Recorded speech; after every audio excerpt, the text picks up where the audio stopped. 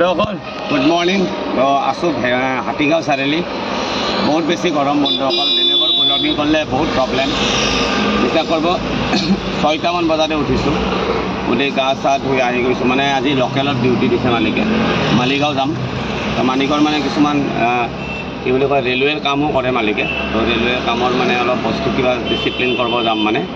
machine এটা আছে তাতে ফ্লাই শ্লাই মাৰি ধুনীয়াকৈ মানে পেকিং কৰি বেংগলোৰ যাব এইটো তাক না ফল খাই আছোঁ আপোনালোকে ৰাতিপুৱা ফল খাব ফলটো বহুত ইম্পৰ্টেণ্ট বস্তু হয়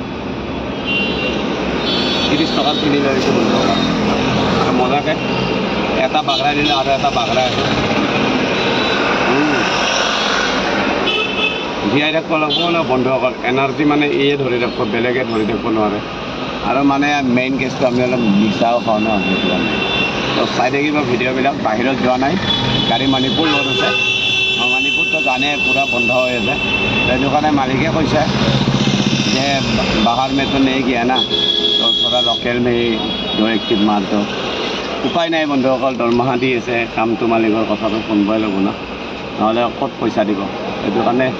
কৈছোঁ মালিগাঁও তো মজাকৈ মালিগাঁৱত অলপ মটন ল'ম মটন বনাম তো দুপৰীয়া মটন খাম আজি তো চাই থাকিব বন্ধুসকল মোৰ ভিডিঅ'বিলাক আৰু যদি ভাল লাগে লাইক চাইক কমেণ্ট কিবা কিবি কৰি দিব তো good morning have a nice day